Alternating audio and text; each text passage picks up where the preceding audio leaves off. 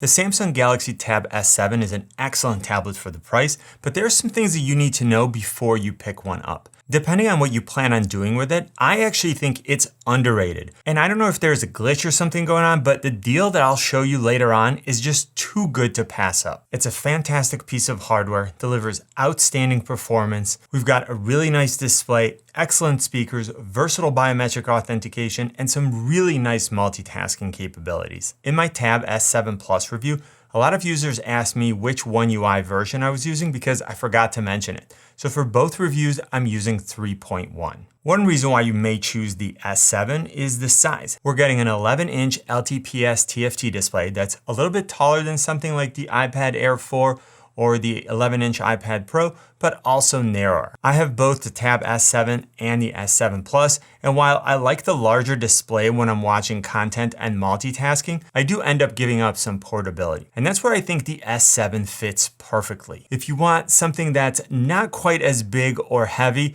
but want the same performance, a similar feature set, at a lower price, this tablet is right there in that sweet spot. Now I put this tablet through its paces, using it to do office work for managing the channel, research on the web where I'm often multitasking, using the S Pen for taking notes, and then of course browsing the web, content consumption, and gaming. And I have to say that the Tab S7 is kind of a powerhouse, and in terms of performance, I have no complaints. We'll also talk about the fact that if you really want to take it up to the next level and do some more serious multitasking, you can add an external monitor and then go crazy. And not quite as crazy as my main workstation, but much better than just using a tablet display for work. And again, more on this later. Moving on to the design, just like with the Tab S7 Plus, this is a beautiful tablet. The Tab S7 feels very solid. It has brushed aluminum squared off edges, a matte finish back, rounded corners, and 4 speakers. We then have a smart connector at the bottom, a volume up and down rocker, a power button, which I'll get to in a minute, a micro SD card slot for expanded storage, and a USB-C port for charging and accessories. Like with the Tab S7 Plus, I love the fact that the S7 is available in different colors. And again, I chose to go with Mystic Blue, which I think looks great. Now the back does seem to pick up fingerprints quite easily, but the edges do not. And other than when I'm filming this video, or even now you can see, I always have the back protected. So it's not really a concern for me, but I wanted to mention it. Now I will talk about the keyboard in more detail later on in this video because it has some really good features, but then there are definitely some opportunities for improvement. Next, let's talk about biometric authentication, which I think is a clear strength of the Tab S7 and an area where, for me, it has an advantage over the Face ID on the iPad Pro and the new Touch ID on the iPad Air 4. Where those devices each come with one, the Tab S7 comes with both face recognition and a fingerprint sensor on the power button. The front-facing camera can unlock the device in both landscape and portrait mode, and simply using the power button to wake up the device is enough to unlock the Tab S7. Now both have been extremely responsive and accurate, which has made the user experience with this tablet outstanding, whether I'm wearing a mask or not. Now I want to get to the Tab S7 display. And while we're not getting the Super AMOLED display that we have with the Tab S7 Plus, we're still getting a beautiful, fully laminated 11-inch 120Hz LTPS TFT display with a resolution of 1600 by 2560. Now a laminated display means that the display panel, the touch layer, and the cover glass are laminated into one piece of display and glass. And this makes the screen thinner, there's no air gap, and the image looks like it's painted right on the top of the screen. The 120Hz adaptive refresh rate provides a beautifully smooth and responsive UI, fantastic S Pen functionality, which I'll cover in a minute, and HDR10 Plus support. And at the same time, it's able to preserve battery life when the higher refresh rate is not needed. I've been very happy with the quality of the display, especially for the price. And of course, if you want the best display that I've seen so far in a tablet, step up to the Tab S7 Plus. Next, let's talk about battery life. The Tab S7 has an 8,000 mAh battery, which is about 20% smaller than the Tab S7 Plus. But because of the smaller display, I was getting very similar battery life with both tablets. Now, actual time will depend on many variables, like things like display brightness, refresh rate, attached accessories like the keyboard, or the tasks you're performing. but you should expect somewhere between 8 to 12 hours. Now, regardless of what mobile device I'm using, if I plan to be away from a power source for a prolonged period of time, I'm always gonna at least have a small power bank with me, and that way I just don't have to even think about it. Now, the Tab S7 comes with a 15-watt adaptive fast charger, and just like with the Tab S7 Plus, this was definitely a disappointment because the Tab S7 can accept up to 45 watts. So I was hoping to get an adapter that would maximize this charging speed, or I guess at the very least a 25-watt adapter. I'm always using and charging multiple devices, so I already have higher output adapters, but if you don't and you want the fastest charging, plan on getting a better adapter. Now let's get to one of the best things about the Tab S7.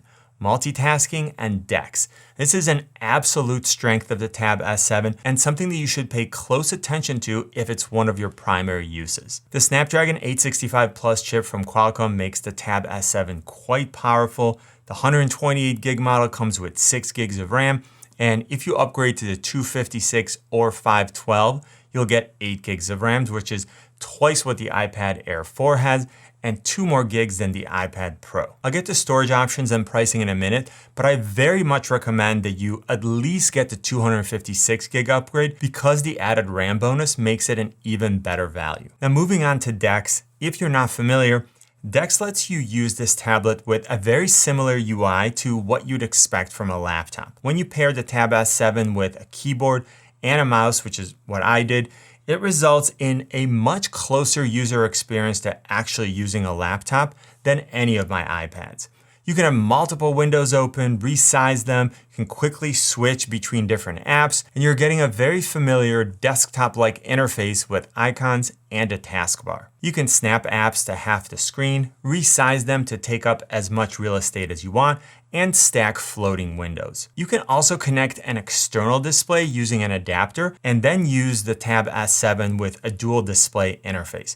Now, unlike with the iPads, you're not limited to only mirroring your device, and you also don't have those black bars on the side. DeX actually uses the entire display. Moving on, the issues that I ran into, whether I was using DeX or not, had nothing to do with the hardware and were app related. Now, some of the apps work perfectly, but a lot of them had some quirks. It was anything from not being able to go full screen in DeX to some elements of the apps randomly switching to portrait mode even though I was in landscape mode. And then finally, some apps wouldn't work in landscape mode at all. You can download and install Good Lock, which should let you change some of this, but I'm mentioning the default behavior. An issue that I included in my Tab S7 Plus review was that the browser is a mobile browser. And while you can go to settings if you're using the Samsung browser and ask it to request desktop versions of websites, YouTube still loaded the mobile, stretched out version of the website. Chrome, on the other hand, loaded YouTube mobile by default, but when I set it to desktop website, it loaded YouTube perfectly. The Twitter app stretches to full screen, which just looks kind of strange, and photos sometimes don't fit on the screen because they're completely stretched out. The Twitter app on my iPads works perfectly, and it offers a user experience that's extremely similar to the website. Now, luckily on a Tab S7, the Twitter website works just like it would on a desktop, so that's what I end up using. Another area of frustration for me was the spell check. So first of all, it wasn't enabled by default, and even when I enabled it, it only worked some of the time and in some of the apps.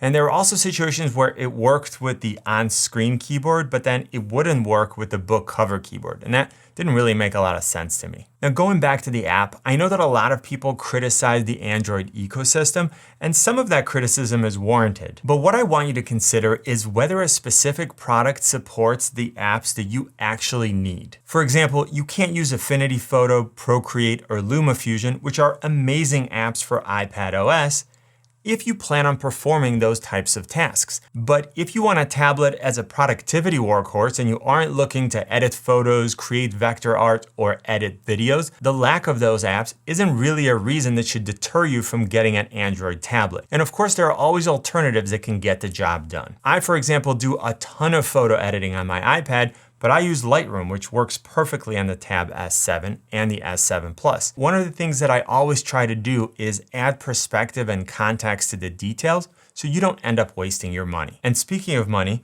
let's talk about the accessories. Now, I already talked about using the keyboard, a mouse, and the S Pen because I think that those are the types of accessories that elevate a simple tablet into something more. The great thing about Samsung is that they include the S Pen with the price of the Tab S7. The 128 gig Tab S7 sells for $550 with the included pen. And by comparison, the 64 gigs iPad Air 4 has half the internal storage, 2 fewer gigs of RAM, sells for $599, and the second generation Apple Pencil is another $130. So that's $180 more than the cost of the Tab S7.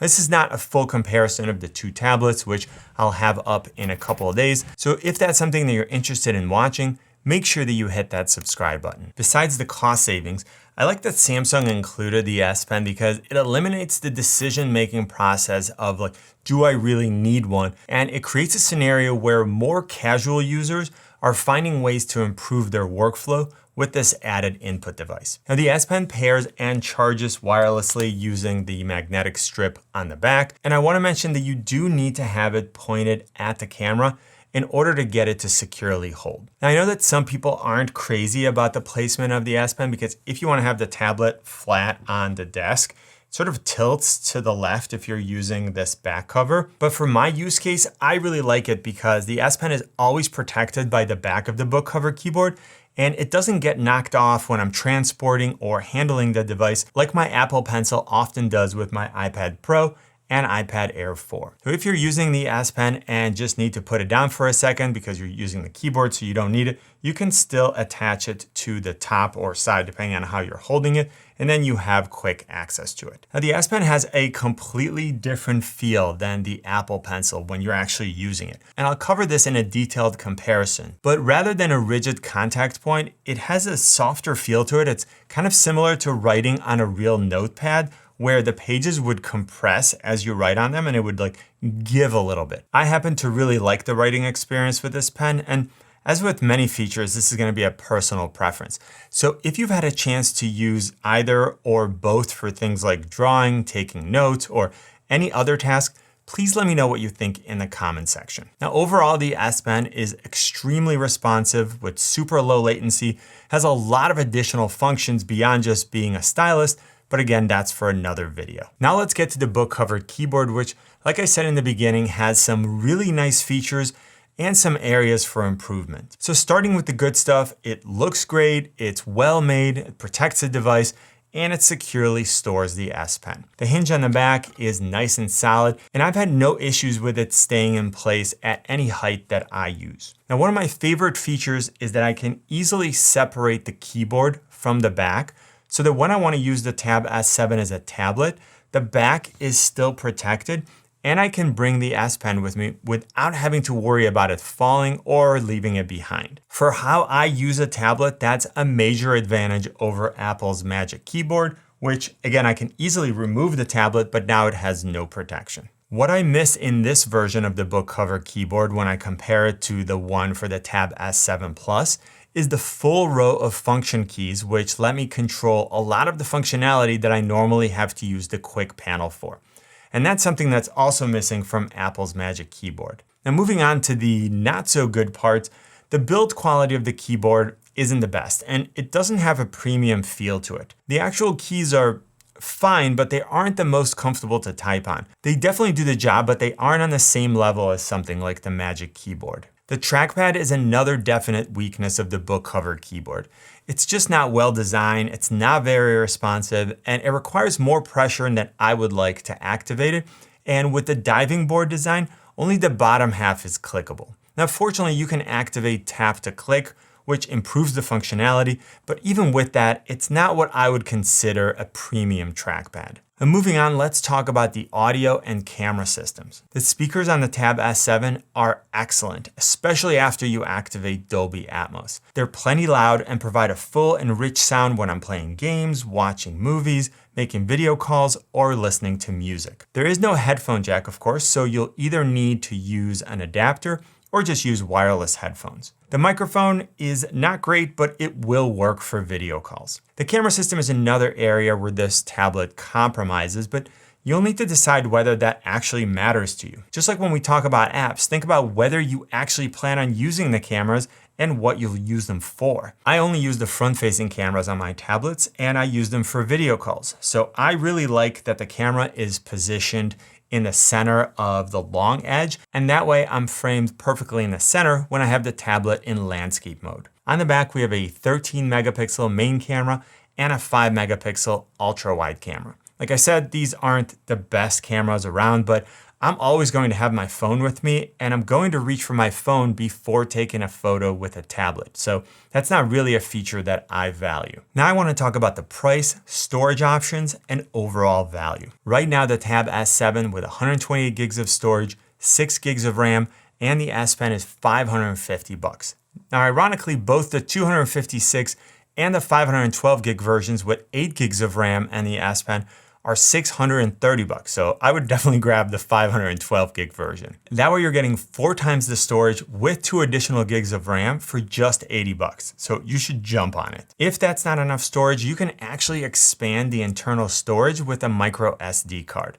And the S7 supports up to 1 terabyte cards, so you can have a total of up to 1.5 terabytes of internal storage. You of course also have the option of going with the cellular model, which supports 5G, if that's a feature that you plan to use. Personally, I tether off my phone if I'm not using Wi-Fi, so I didn't upgrade. Remember that I have links in the description to all the products that I talked about. I've got more Galaxy Tab S7 and S7 Plus videos coming, so don't forget to click right here to subscribe and then check out one of these videos.